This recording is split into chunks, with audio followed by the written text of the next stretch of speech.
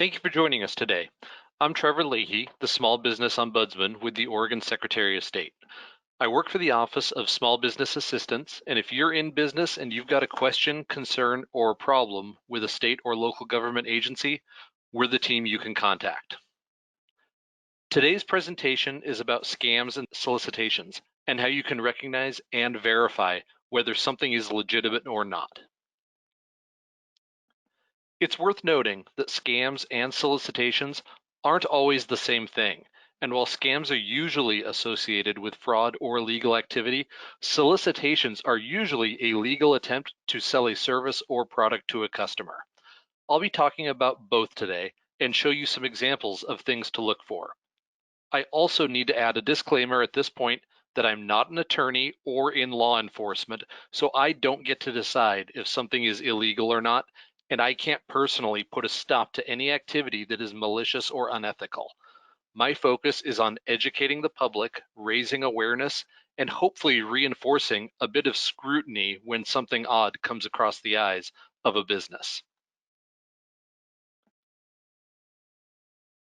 So over the past 2 years, we've identified a few different attempts to overcharge or manipulate businesses.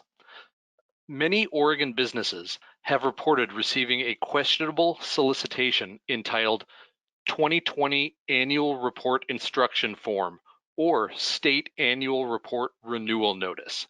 These forms, sent by a couple of out-of-state companies called Workplace Compliance Services, are also known as WCS or CPS, and Filing Labor Compliance Services.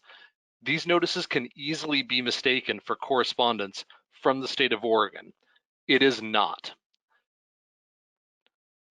Despite their appearance, the Annual Report Instruction Form or the State Annual Report Renewal Notice were not sent by the Secretary of State Corporation Division. If you would like to see if your annual report is due to be filed with our office, you can visit the Secretary of State's website at sos.oregon.gov/bizsearch. Something else that Oregon businesses have reported is receiving a letter from a company called Oregon Certificate Services offering a certificate of standing or existence. Although the letter appears to be from a government agency, it is not. A certificate of existence may be obtained directly from the Corporation Division at the Secretary of State for a fee of $10. The order form can be found at the Secretary of State's website. Most businesses do not need to have a certificate of good standing or existence for the sole purpose of operating. It is something that is used more frequently when a business needs to prove to another state that they are an Oregon-based business. In this case, Oregon Certificate Services charges a fee of $77.25. The Secretary of State Corporation Division provides the same certificate for $10. We'd encourage you to visit our certificate page and complete a request form yourself if you need a certificate of existence, since it is much cheaper. And if you need assistance filling out that form, we are available to help you. Another frequent scam involves employment poster scams. Those are a frequent concern for many business owners. Required employment posters can be free from the Bureau of Labor and Industry or whichever agency is requiring the poster. You can usually download most employment posters for free from the government agency websites that require the posters. A typical employment or labor poster solicitation cites state and federal requirements to post labor posters and notices at job sites and indicates penalties for noncompliance. These companies offer to provide all the required posters for $84 or more. These offers are usually scams or solicitations from companies that are offering to print and mail you the posters. We'd encourage you to visit the Oregon Bureau of Labor and Industries website for information on employer poster requirements and instructions for downloading or ordering employer compliance posters directly from the agency, which are usually substantially cheaper if you want to get a single poster that has all of the required notices.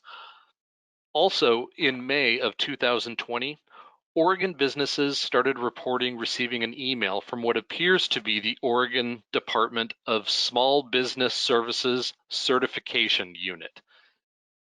These emails ask the recipient to click a link for more information or to click a link to view the message from this supposed agency. Although the email appears to be from a government agency, it is not. There is no such unit as the Small Business Services Certification Unit. The email appears to come from a valid Oregon.gov email address, but when hovering over the links in the content of the email, the destination is revealed as a non-government location. If you receive an email like that, do not click the link. Anytime you receive something questionable in the mail or email and aren't sure if it's a legitimate government contact, it is fine to contact us and ask questions or let us know that you received something that you aren't sure about. So now that I've described some of the ways these companies try to take advantage of businesses, I want to tell you the tools you have to remain vigilant.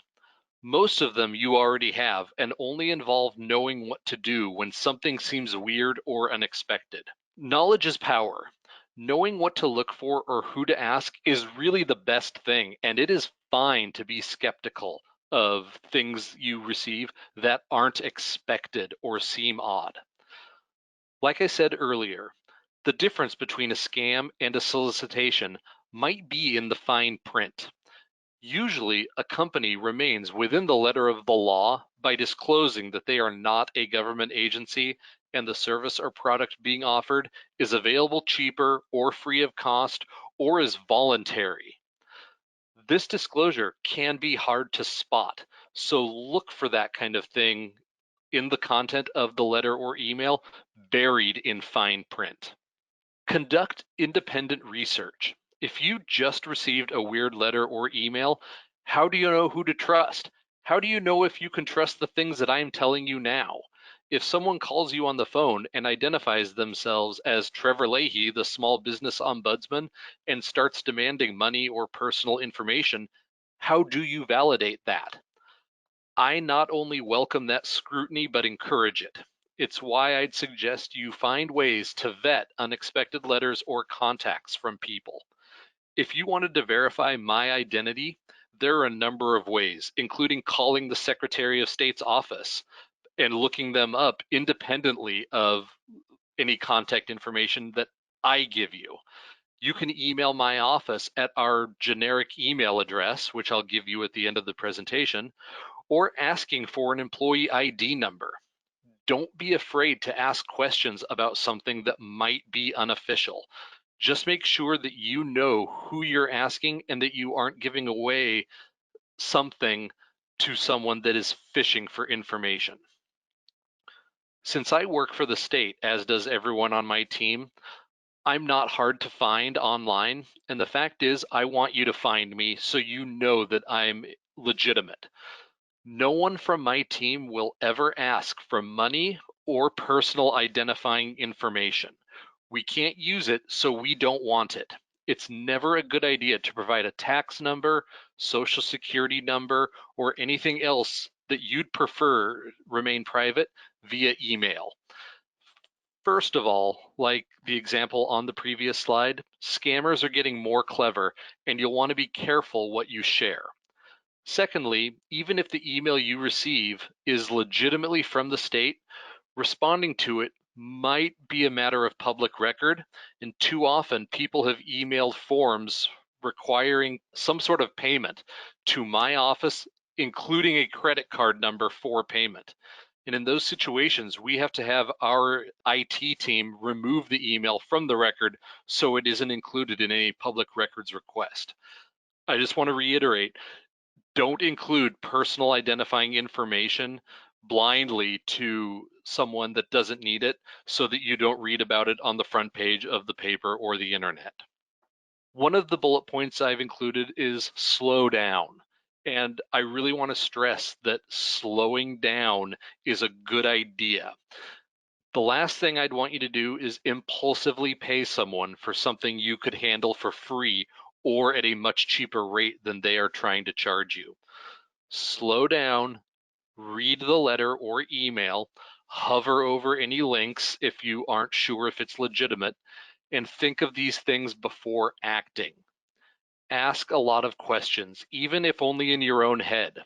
When it comes to email, don't click on links and be sure that what you're about to click on will have the result that you want. I mentioned hovering the cursor over your link. If you see that a link goes somewhere that doesn't look right, start researching whether it is bogus or not. So you might be asking about what other tools are out there to help. Here are a few resources that I'd recommend and that I trust. So first, the Oregon Secretary of State Corporation Division. Every example I've given today comes from our scams and solicitations page. We rely on the public to tell us when something new appears. We're also fairly easy to find online, and you'll know if you call the Corporation Division that you are talking to a legitimate state agency who will provide you accurate information at no additional cost. Our information is free, and you can reach us at 503-986-2200. The U.S. Small Business Administration has a subscription service you can sign up for to receive alerts about scams. They've really ramped up their communication since the COVID-19 pandemic, and they have tools on their website for scams impacting federal programs and crossing state lines. Their main website is www.sba.gov, and from there you can search their website for their scam report, and you can subscribe for updates by clicking on their subscription button at the bottom of their website. The Oregon Department of Justice has a consumer protection page at www.oregonconsumer.gov, which documents complaints from the public. Now, unfortunately, according to the specific letter of the law, a business is not considered a consumer for those purposes, but an individual can submit a complaint at the Department of Justice website or by phone, as well as view other complaints the Department of Justice has received on their database. Also, there's my team, the Office of Small Business Assistance. We're also part of the Secretary of State's Corporation Division, so you can call or email us if you want to find out if something's legitimate or not. We'll often ask you questions about what the letter or email you received says, who it's from. We might even ask you to email us an image of it in order to determine whether it is something legitimately from the government or not. We'll make every effort to make you feel safe and comfortable in communicating with us, and we'll tell you exactly what something means. We only have our scams and solicitations alerts page on the Secretary of State website because people like you let us know when something new shows up. So the way you contact me and my team is here. If you want to talk to us, you can click on the Get Help button, which you'll find on many state agency websites. You can call us toll free at 844-469-5512. You can also email the team at business.sos@oregon.gov. We are always free, we are always confidential, and we are here to help you navigate through the government and help get answers to any questions you have. So with that, I thank you for your time and hope you enjoy the rest of your day.